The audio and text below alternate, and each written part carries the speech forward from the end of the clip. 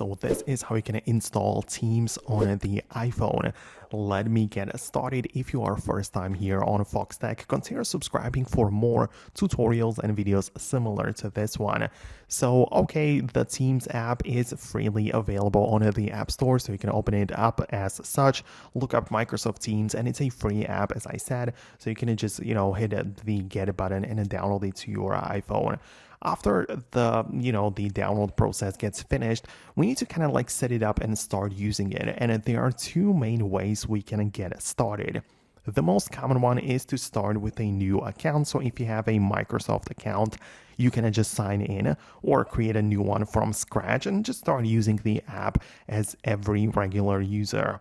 On the other hand, if you just quickly want to join a call, but you don't really want to be part of the app, you can click on Join a Meeting button below, and you don't really create a new account for this. You only join a temporary meeting, right? So you need to type in the meeting ID as well as passcode. This has been created by someone else. Hopefully gets shared to you. You type that in and you can connect and join a meeting. But the important distinction is that you don't even have to be like signed in or have any account ready, and you can just start using it this way. So yeah, it depends on how often or how much you want to actually use it, but that's it. Hit the thumbs up for more tutorials and videos like this one, and I hope to see you later in the next videos as well.